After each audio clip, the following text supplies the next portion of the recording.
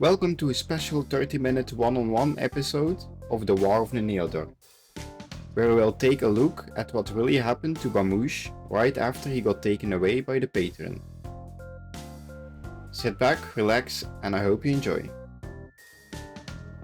Do you hear the music? I do. Okay. Hell yeah.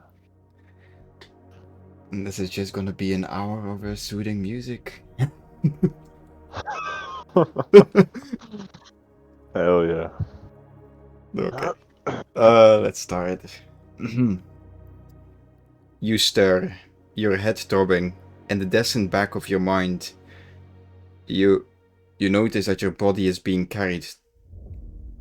Through your half-open eyes, with a blurry vision, you watch as you're being carried into a swirling vortex of colors. A chaotic kaleidoscope of blues, greens, and purples, reminiscent of a cosmic wormhole. The air crackles with raw magical energy. As seconds pass, you feel a strange pressure on your body, a distortion of space itself. You can hear the patron's voice, but it's muffled by the roar of the portal. What do you do? So you start to feel yourself coming back to consciousness, and you have a small window. What you wanna do? So I'm flying. It's flying through the air with me in hand. Yes. How far does it look like beneath me, if I can see? Make a perception check. Perception check. Oh, this is probably why I should let the game open. You have to trust me with this one. Perception.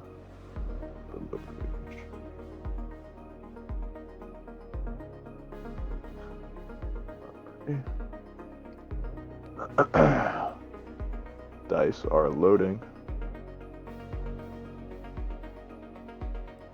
I think he has like a +4.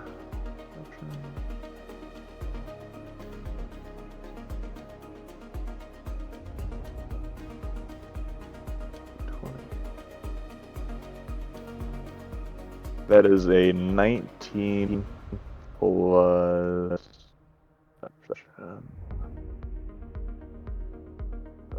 Oh yeah, you can use like Google to roll die since we don't have the game that's on. what it is.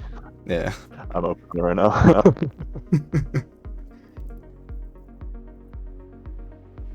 Hopefully I can run both.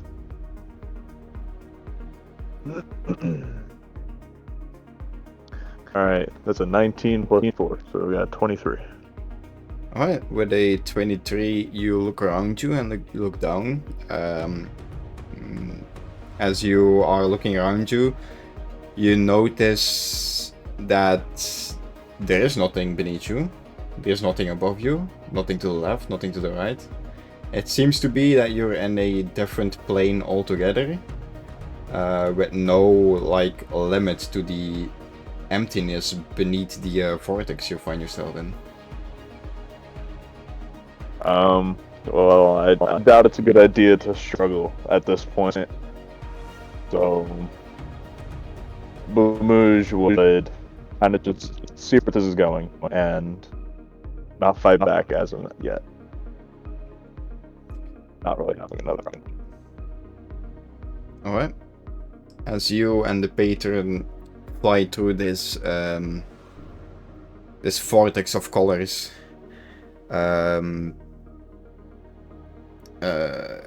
you keep on flying and you enter a maelstrom of impossible colors and chaotic energy. Emerald green clashes with sapphire blue, ruby red, swirls with amnestic purple, all shifting and swirling in a dizzying display.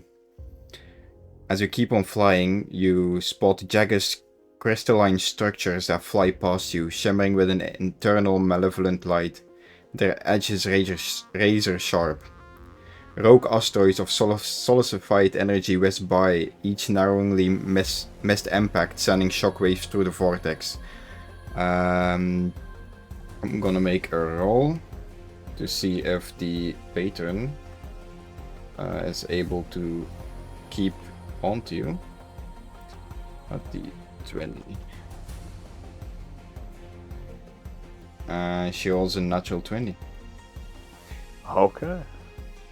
So, as magical energy swipes past you and bursting in more chaotic energy, you feel yourself being shaking around, but the patron clenches her hands together and keeps onto you as you keep on flying to the vortex.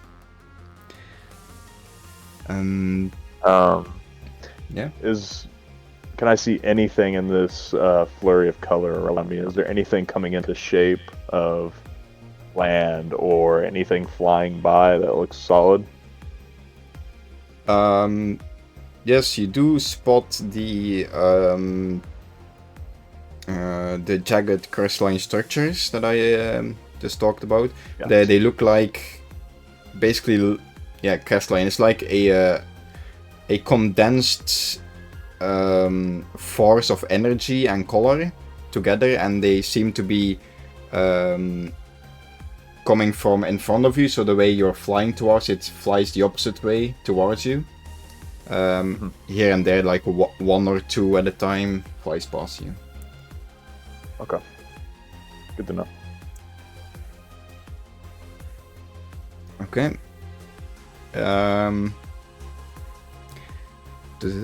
Yeah, the air crackles with raw magic, throwing off bursts of energy that whips past you like ethereal lashes.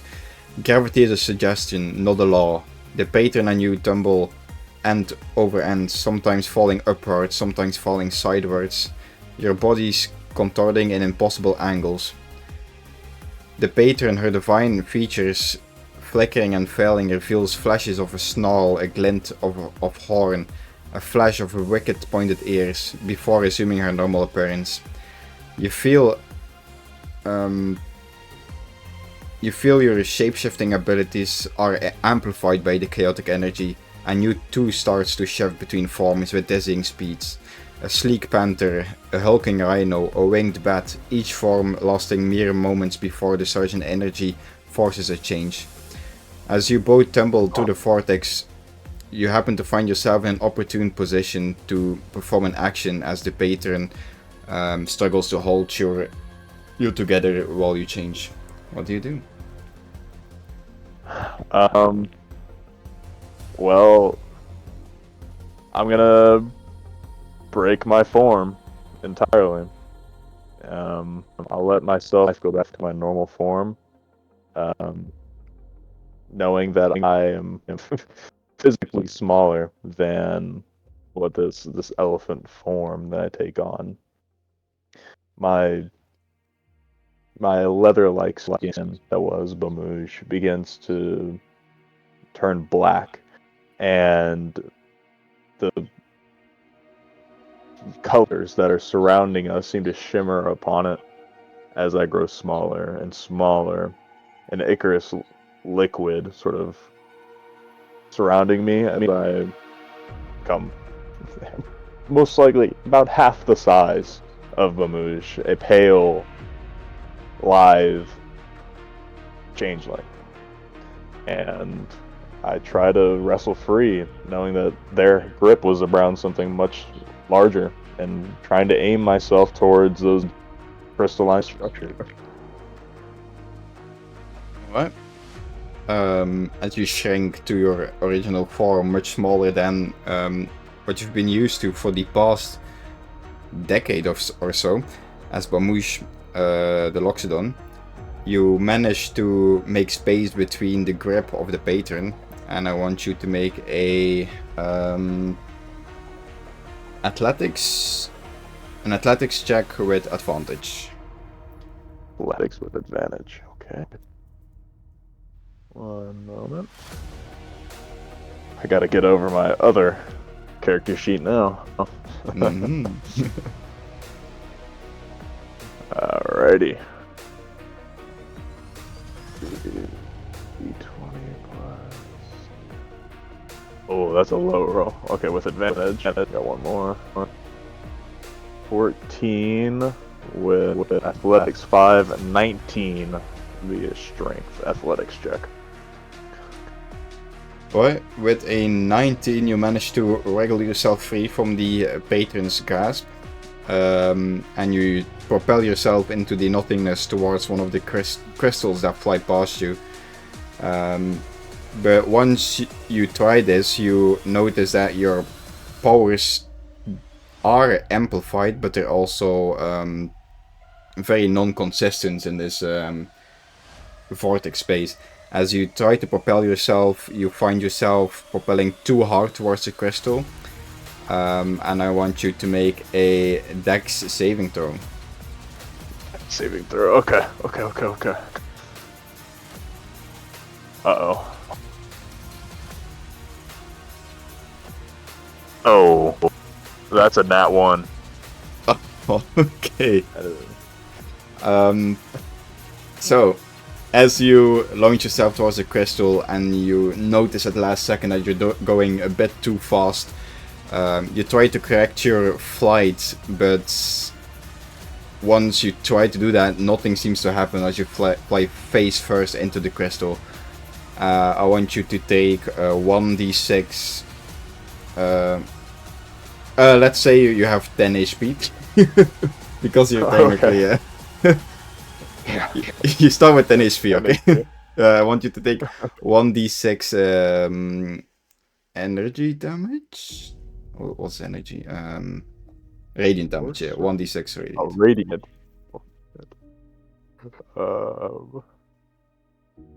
Hold on. 1d6. 4. Okay, I have 6 health left. As you get blasted into the crystal and the crystal explodes around you, you take 6 radiant damage. Seeing you've escaped from her grasp, you hear her say inside your mind, but the path to enlightenment is not always easy, little one. Embrace your destiny. As she shoots, she blasts. She retaliates with a blast of holy fire, and I want you to make another Dex saving throw. Here we go. Dex saving throw. Come on. Oh, yeah, that's a 7. A 7 is unfortunately not enough, as the blast of holy fire gets shot at you. The chaotic energy inside the vortex refracts and distorts the holy fire, sending you careening into an unpredictable direction. I want you to make another Dex saving throw. Alright, here we go. Nat 20. Nice. Okay, so as you are being sent in towards a direction that you pretty much didn't want to go, you see yourself flying towards a way bigger crystal of energy. As at the very last second, you feel another surge of energy going into you. You don't even have to think about it, and you release the energy the opposite way of the crystal, and you shoot yourself away from it. Towards a much smaller crystal. As you extend your hands trying to grab it, I want you to make a athletics check. Athletics, okay. We like these.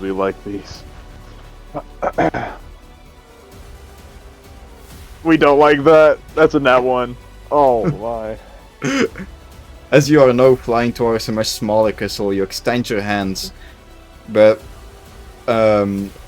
you've miscalculated your shot and you just overshoot it, like missing the crystal by like 5 meters, not even close, as you're sent yourself towards the patron once again.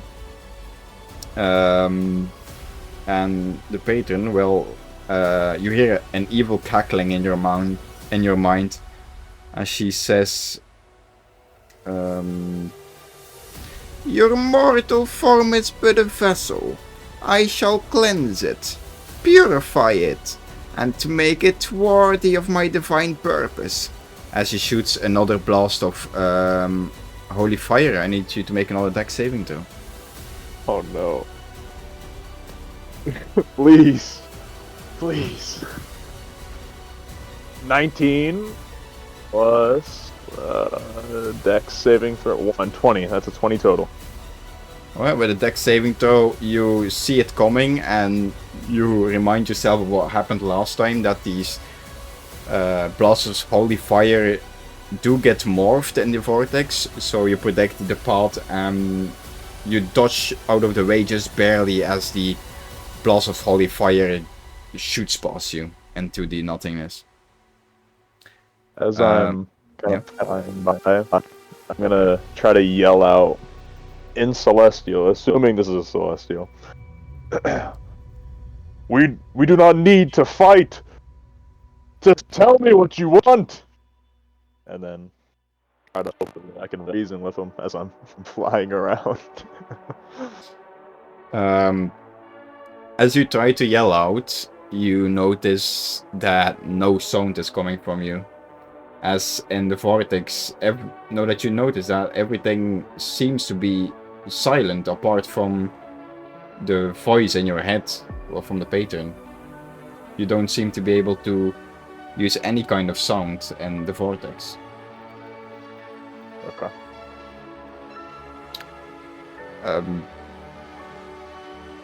As this happens,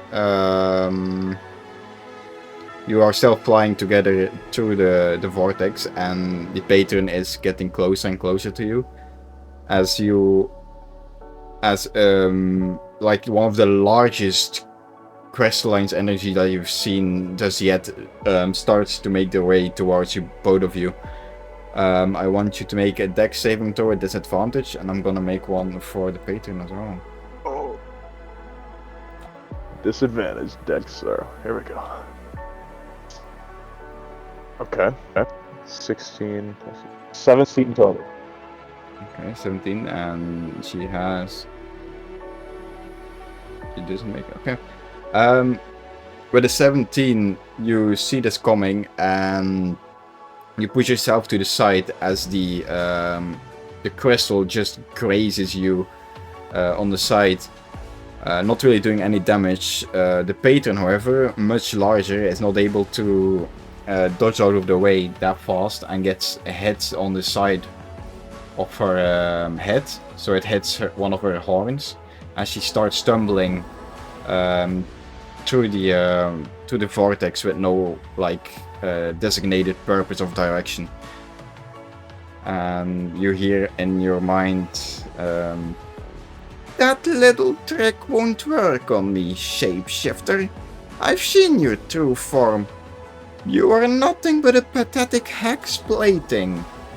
As she tries to stabilize herself inside the vortex. Yeah. Do I have time to cast Cure Wounds on myself in the middle of this chaos? I doubt it, but... Yeah, you can. Okay. 1d8. I don't make anything bonus on top of that. 1d8 healing. Here we go. 7. God. Okay. I am up to 11 health total. As you heal yourself, I want you to make a D100 roll. Oh no. Alright. 65. 65. As you myself. As you heal yourself, you suddenly feel another burst of energy, chaotic energy from the vortex enter inside you. As your fingers start to light up with crackling energy, as you cast lightning, which lasts 3 rounds instead of visual time. As you cast lightning all around you. Let me quickly see what the spell lightning looks like. Uh-oh. Yeah, this is a 10-minute session.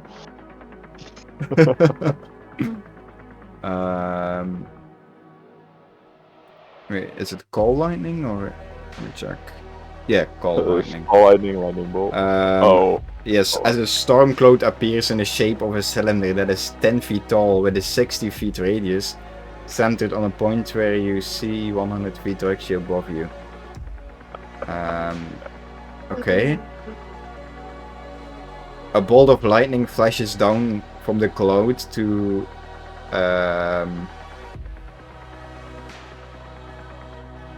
each creature within 5 feet. So to you and to the patron of lightning flash comes down, and you need to make a dex saving throw. Yeah, make a dex saving throw, and I'm gonna make one for the patron. It's gonna do like 3,000 damage. Light, I think it's pretty high.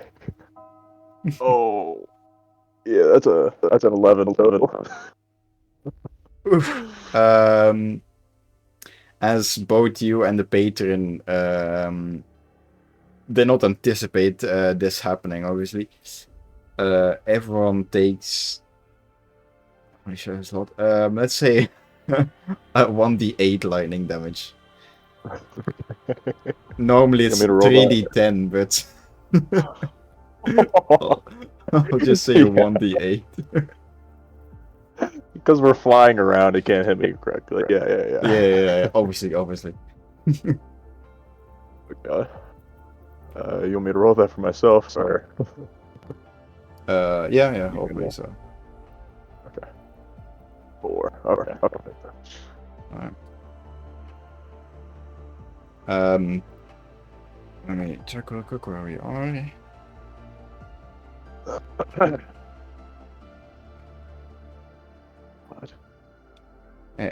Okay, as both of you get hit by the lightning that seems to have fabricated out of nowhere,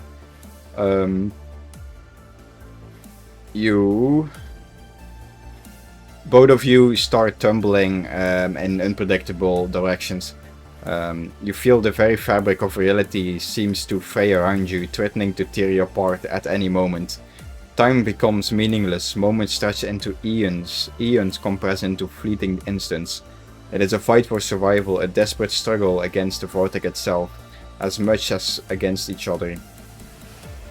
During your flight, you see a... Actually, make a perception check. Okay.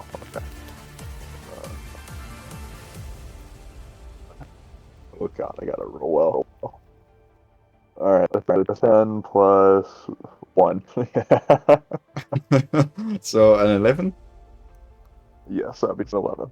Alright, so with an 11, you see a flicker in the vortex wall, a ripple in the fabric of the portal itself. It's an opportunity, a chance to escape the patron's intended destination, if that is what you want to do. The ripple seems unstable, unpredictable, but it's a path to freedom. What do you want to do? He'd have to take the chance. He's self-interested. He wouldn't dare risk, in his current state, especially, to stick around any longer. He'll try to make it towards that. Alright, okay. Make an acrobatics check. Acrobatics. Oh. Okay. Oh. That's in that one.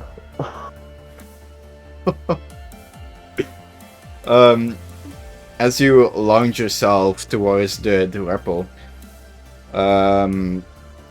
you do so in a moment that the ripple passes near the storm cloud that you summoned just before.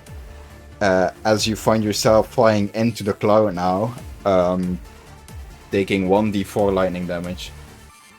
Oh God. 1d4. Here we go. 3. Okay, I'm back down to 4 health. Okay.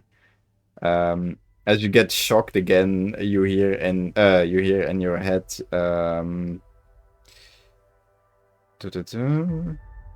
foolish mortal. You think you can escape me?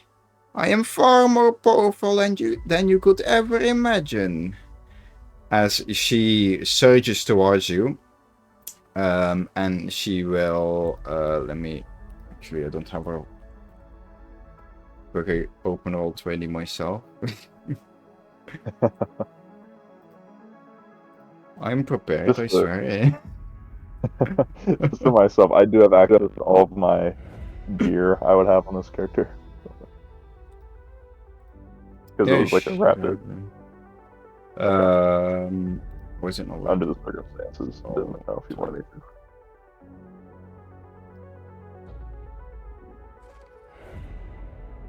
Roll20 logged me out, but it doesn't want to log me back in.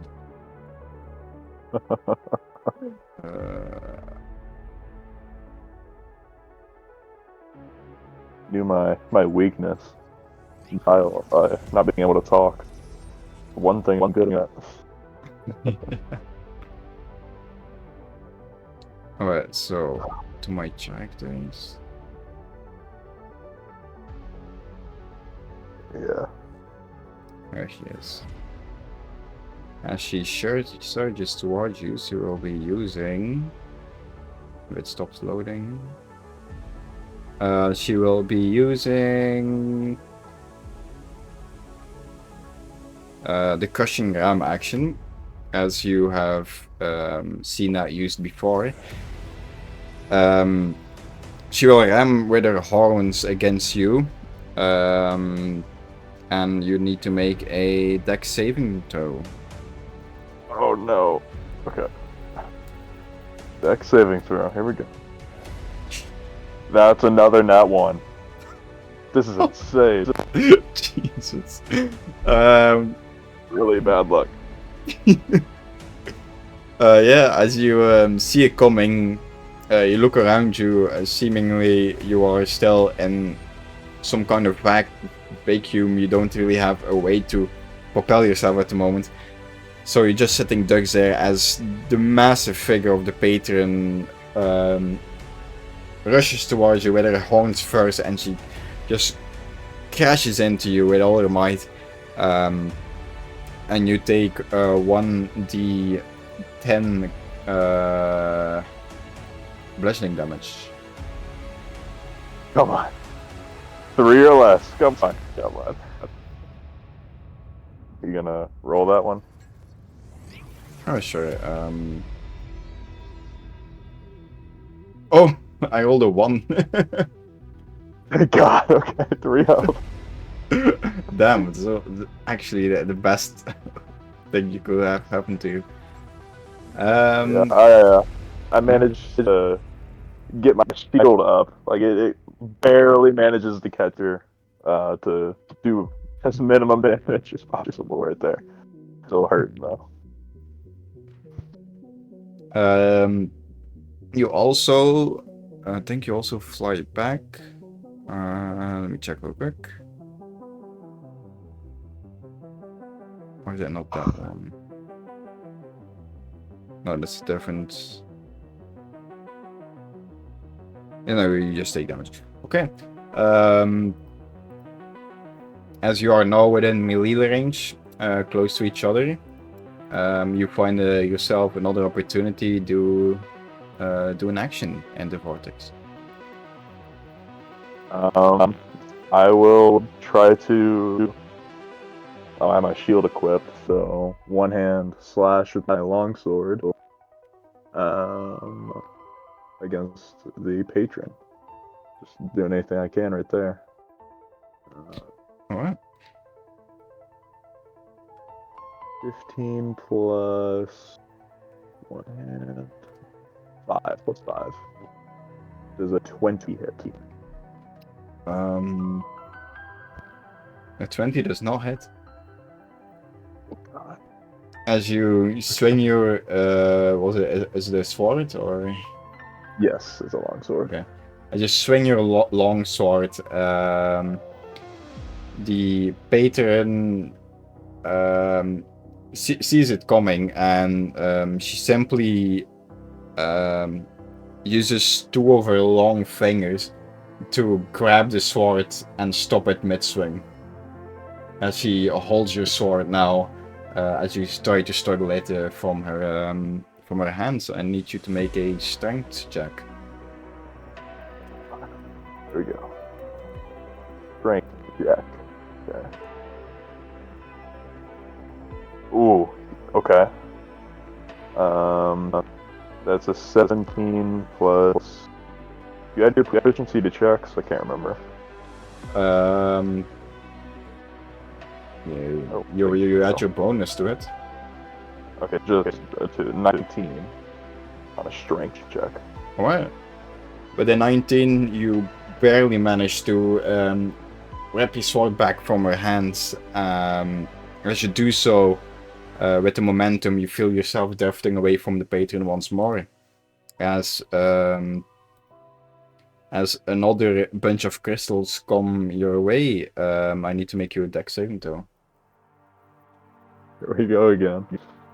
Alright, come on, nat 20, please. Oh, that's a 3 plus 1, 4. Okay. With a 4, you manage to dodge the first 2 small crystals that fly past you.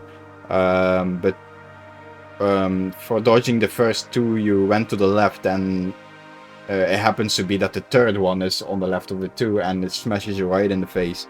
I need you to make what did I say last time? A 1d8 radiant damage? I think it was 1d8, right? Yeah, sounds about right. I don't remember. Me neither. 1d8. I could be out here. Come on. What damage, please? Oh, that's 7. Yeah, I'm down. 7. Okay. With a 7 radiant damage, you get smashed in the face, and everything goes dark again. As you hear in the back of your mind. One second. Yes. Your struggles are meaningless. Resistance is futile. Surrender to the divine plan.